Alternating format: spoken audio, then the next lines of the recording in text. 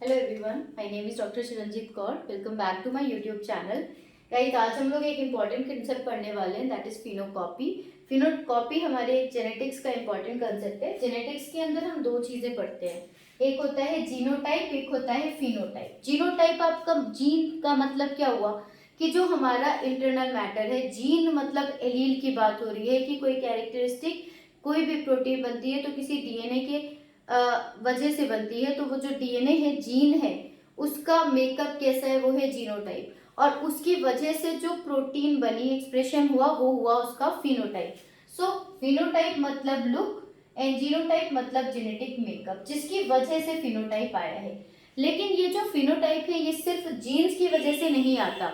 ये फिनोटाइप आपका एनवायरमेंट की वजह से भी चेंज हो सकता है। ठीक है, यहाँ पर लेकिन हम जो चेंज की बात कर रहे हैं वो एक अलग तरह का चेंज है, जो कि है फिनोकॉपी। मतलब फिनोटाइप और वो किसी को कॉपी कर रहा है, यानी कि एक ऐसा फिनोटाइप जो किसी अलग जीनोटाइप की वजह से होने वाले लुक को कॉपी कर रहा है। जैसे मान लीजिए हम बात करें डायबिटीज मेलाइटिस की।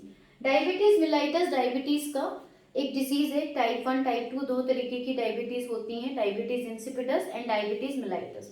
सो डायबिटीज मेलाइटिस के केस में क्या होता है कि इंसुलिन हमारी बॉडी प्रोड्यूस नहीं कर पाती। तो इस केस में क्या है कि हमारी बॉडी में इंसुलिन बनता नहीं है।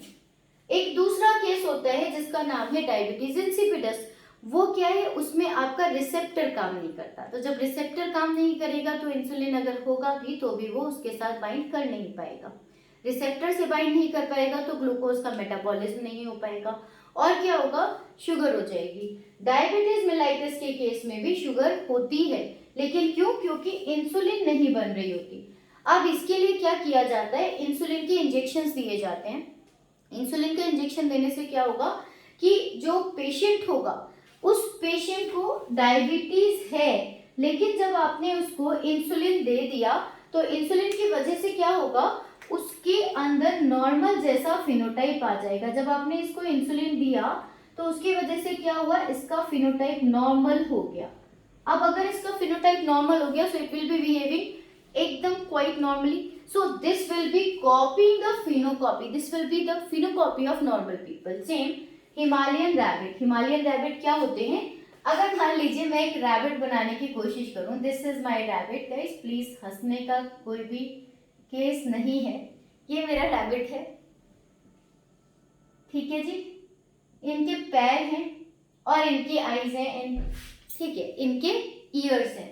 हिमालयन रैबिट के केस में क्या होता है, जो इसकी पूंछ होती है, this is the Poonch, tell, ये पार्ट ब्लैक होता है, ये ईयर ब्लैक होते हैं, पॉज ब्लैक होते हैं, और जो नोज वाला पोर्शन है ये ब्लैक होता है। तो जो एक्सट्रीमिटीज हैं, एक्सट्रीम पोर्शंस होते हैं, ये एक्सट्रीमिटीज कैसे हैं, ब्लैक होते हैं।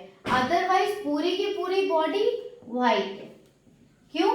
क्योंकि इसके पास एक अलग एंजाइम होता है, that enzyme is known as tyrosinase. Tyrosinase enzyme, ये जो टायरोसिनेज एंजाइम है, दिस इज वर्किंग प्रॉपर्ली।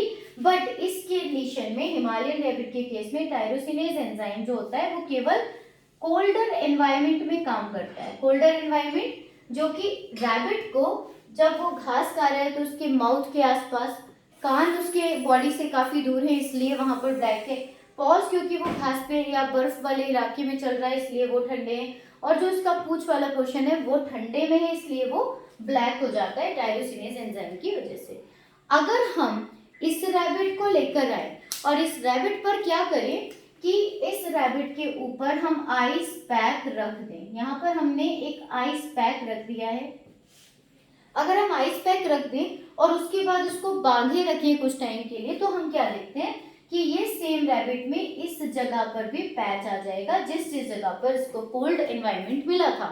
यानी कि यहाँ पर भी आपने एक फिनोकॉपी जेनरेट की। ये एक नॉर्मल रैबिट जो भी है वो आपका एक नॉर्मल, एक वाइट के केस में देख सकते हैं, और सेम रैबिट को अगर हम मैदानी इलाकों में ले जाए तो आपके एक्सट्रीमिटीज पे भी ब्लैक कलर नहीं आएगा, क्योंकि उसको टायरोसिनेज को एक्टिवेट होने के लिए जो टेम्परेचर चाहिए वो नहीं मिल पाएगा। सेम आज का होता है ड्रोसोफिला में क्रॉस विंगलेसनेस। ये जो क्रॉस विंगलेस है ये आपकी जो बर्ड्स, ये जो आपका इंसेक्ट है ड्रोसोफिला मेलिनोजेस्टर, इसके विंग्स के अंदर कुछ वेन्स होती हैं, जो वेन्स होती हैं वो पार्ट में क्रॉस होने शुरू हो जाता है इस तरीके से। ये अगर विंग स्ट्रक्चर है तो उसके अंदर ऐसा ऐसा आपस में जुड़ा हुआ रहता है। अगर ये जुड़ा हुआ नहीं है तो it is cross wingless. Now ये जीनोटाइप है, जीन का वजह से होता है, बट अगर हम ड्रोसोफिला को 37 डिग्री सेंटीग्रेड पर ग्रो कराएं तो सेम ड्रोसोफिला, कोई भी ड्रोसोफिला आपको इसी तरीके का फिनोटाइप देती है। This is also a phenocopy. Coming to the thalidomide babies.